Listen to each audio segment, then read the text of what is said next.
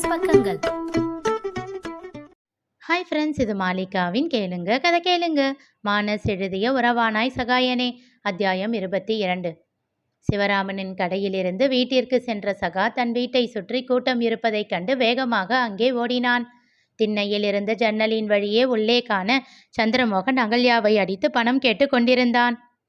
அவளோ தரமாட்டேன் என்று பிடிவாதமாக மடியில் வைத்து கொண்டு கணவனிடம் மல்லு கட்ட அவளை கீழே தள்ளி அடிக்க ஆரம்பித்தான் சந்திரமோகன். அம்மா என்று கத்தத் தொடங்கினான் சகா.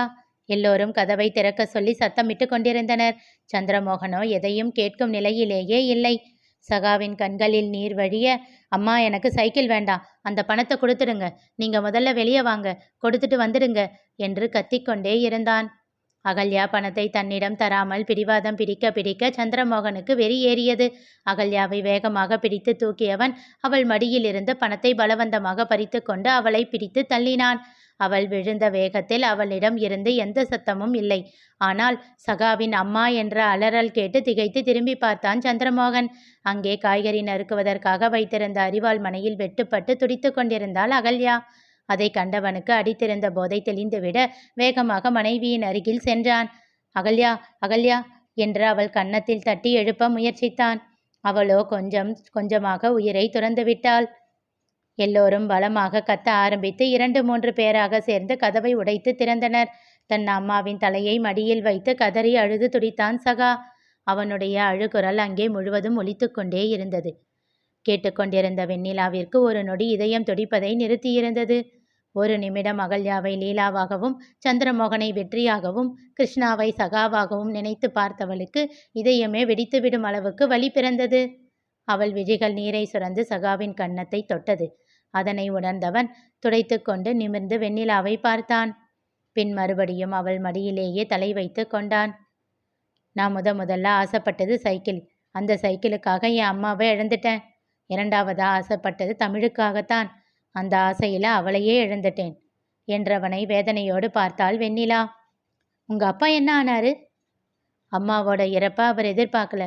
அவருக்கு அம்மாவை பிடிக்கும். ஆனா அந்த குடிப்பழக்கம்தான் அவரை அந்த மாதிரி மாத்திடுச்சு. எப்பவும் அதட்டி மிரட்டி தான் பணத்தை வாங்கிட்டு போவாரு. அன்னைக்கு தான் முதல் தடவையா அம்மாவை அடிச்சாரு.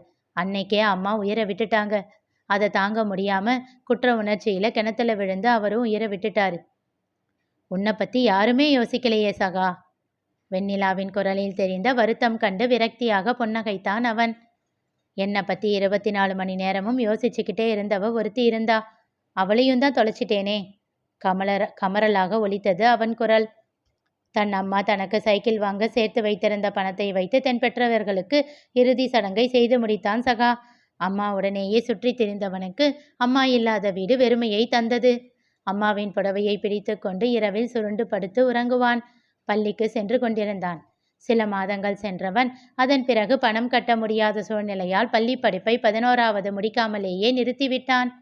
தன் அப்பாவின் நண்பரான மெக்கானிக் ஒருவரின் ஷெட்டில் வேலைக்கு சேர்ந்து விட்டான் சகா. பள்ளி சென்ற நாட்களில் தமிழ்ச்செல்விதான் அவனை பார்த்து கொண்டாள். சமைக்கவே தெரியாதவன் ஏதோ அம்மாவின் அருகில் இருந்து பார்த்து கொண்டிருந்ததை வைத்து எப்படியோ சமாளித்து எதையோ பள்ளிக்கு எடுத்துச் செல்வான். அதை பார்த்து கிண்டல் செய்த தன் தோழிகளை அடக்கி வைத்தாள் தமிழ்ச்செல்வி. தன் அம்மாவிடம் தனக்கு உணவு போதவில்லை என்று சேர்த்து வாங்கி வந்து சகாவிற்கு தந்து கொண்டிருந்தாள். இதெல்லாம் சிவராமனுக்கும் லலிதாவிற்கும் தெரியாமலேயே இருந்தது. சகா படிப்பை நிறுத்திய பிறகு அவனை காண முடியாமல் தவித்தாள் தமிழ். வீட்டில் அதன் பிறகு தொடர்ந்து பொய் பேச ஆரம்பித்தாள். தோழிகளை காண செல்வதாக சொல்லிவிட்டு திருட்டுத்தனமாக சகாவை பார்க்க வந்தாள். அவள் தந்த அன்பில் தன் வருத்தங்களை மறந்தான் சகா. அவளுடைய அன்பான பேச்சில் உலகத்தை மறந்தான். அவனுக்காக எப்பொழுதும் அவள் இருப்பாள் என்று நம்பினான். வயது ஏற ஏற அவர்களின் உறவு காதலாக மாறியது. மெல்ல சிவராமனுக்கு சந்தேகம் வரத் தொடங்கி இவர்களின் பழக்கத்தை கண்டுபிடித்து விட்டார். சகாவை அடித்து மிரட்டிவிட்டு தமிழை அழைத்து கொண்டு சென்று விட்டார். அதற்குள் அவள் 12வது முடித்திருந்ததால் கல்லூரியை மேல்மருவத்தூரில் சேர்த்துவிட்டு விடுதியில் விட்டுவிட்டார். சகாவும் அதற்குள் மெக்கானிக் வேலையெல்லாம் கற்று தேர்ந்து இருந்தான். பைக், கார் என்று தொடர்ந்து கனரக வாகனங்களை கூட இயக்க கற்றுக்கொண்டிருந்தான். தமிழை நீண்ட நாட்கள் காண முடியாமல் தவித்தான். ஒரு நாள் அவளை பார்க்கும் ஆவலில் கல்லூரிக்கு சென்று பார்க்க அவனை பற்றி தமிழின் வீட்டில் தெரிவிக்கப்பட்டது. சிவராமன் மீண்டும் அவனை பிடித்து அடித்து மறுபடியும் தமிழை சந்திக்க முற்பட்டால் போலீசில் பிடித்து கொடுத்து விடப்போவதாக மிரட்டினார். தமிழ் தனக்கு வேண்டும் என்று சிவராமனிடம் கெஞ்ச அவரோ மொத்தமாக மறுத்துவிட்டார்.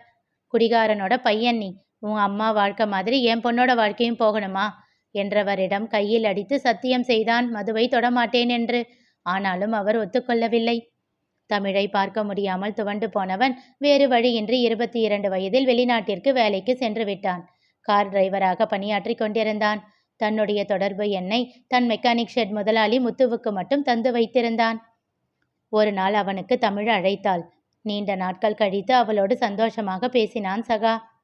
எங்க என்ன மறந்திருப்பியோன்னு நினைச்சேன் என்று சொன்னவனை சரமாரியாக திட்டினாள் அவள். உன்னை எப்படிடா மறப்பேன்? எனக்கு படிப்பு முடிஞ்சிருச்சு. இப்போ வீட்டில் தான் இருக்கேன். எப்போ ஊருக்கு வர? உன்னை பார்க்கணும் போல இருக்கு. அவள் கூறியதும் உடனே விடுமுறை எடுத்துக்கொண்டு வந்தவாசிக்கு வந்தான் சகா. தமிழ் எந்த ரகலையும் செய்யாமல் வீட்டில் அமைதியாக இருந்ததால் அவளை நம்பினார் சிவராமன். அது மட்டுமன்றி 1 வருடம் முன்புதான் லலிதா உடல் நலம் குன்றி இறந்து விட்டதால் அந்த வருத்தத்தில் இன்னும் தளர்ந்து போயிருந்தார் சிவராமன். தமிழும் சகாவும் அடிக்கடி திருட்டுத்தனமாக சந்தித்து பேசிக்கொண்டிருந்தனர். இருவரும் தங்கள் வருங்காலத்தை பற்றி நிறைய கனவு கண்டனர். வாழப்போகும் வாழ்க்கையை பற்றி திட்டம் வகுத்து வைத்தனர். சந்திரமோகன் அதிகமாக கடன் வாங்கி வைக்கவில்லை. அவன் வாங்கியிருந்த கொஞ்ச கடன்களை அடைத்து விட்டான் சகா. அது மட்டுமன்றி கணிசமான தொகையை சேமிப்பாக வைத்திருந்தான். அளவில் சிறியதானாலும் சொந்தமான வீடு உண்டு. நீ எவ்வளவு சம்பாதிக்கிறியோ அதுவே போதும். என்னால் அதில் வாழ முடியும். நீ என் கூட இருந்தா மட்டும் போதும் என்ற தமிழை தன் மார்பில் சாய்த்து கொண்டு கேட்டான் சகா. உங்க அப்பா நம்ம கல்யாணத்துக்கு ஒத்துக்கலைன்னா என்ன பண்றது? அது ஒரு விஷயமா? நான் வீட்டை விட்டு ஓடி வந்துடுறேன். என்னையும் நீ வேலை செய்கிற இடத்துக்கே கூட்டிகிட்டு போயிடு. விளையாடுறியா? அப்படியெல்லாம் அங்கே கூட்டிகிட்டு போக முடியாது. அதுக்கு 1000 ப்ரொசீஜர்ஸ் இருக்கு. அது மட்டும் இல்லாமல் மாமா பாவம், அத்தையை இழந்து கஷ்டத்தில் இருக்காரு. இப்போ நீயும் இப்படி பண்ணா எப்படி? இப்படியெல்லாம் பேசாத தமிழ். எப்பவும் அவர் கூட இரு. அப்போ எப்பவும் உன்னை கல்யாணம் பண்ண முடியாது தேவா. அதெல்லாம் நான் அவர்கிட்ட பேசி எப்படியாச்சும் சம்மதம் வாங்குறேன். ஏளனமாக சிரித்தாள் தமிழ். நீ கனவு கண்டுகிட்டே இரு தேவா. அப்பா நிச்சயமா நம்ம கல்யாணத்துக்கு ஒத்துக்க மாட்டாரு. அப்போ அவர் ஒத்துக்கிற வரைக்கும் வெயிட் பண்ணுவோம். என்ன பேசுற தேவா நீ? இல்லை தமிழ், என்னால் முடியாது. அப்பா அம்மாவை ஒரே நேரத்தில் எழுந்துட்டு நிற்கிற எனக்கு தான் அதோட வழி தெரியும். கொஞ்சம் பொறுமையாயிரு. அடுத்த தடவை ஊருக்கு வர்றப்போ நான் உங்கள் அப்பா கிட்ட பேசுகிறேன். அதுக்குள்ளே கொஞ்சம் பணமும் அதிகமாக சேர்த்துடுவேன். உனக்கு புரியலையா சகா? அப்பா பணத்துக்காக பார்க்கல.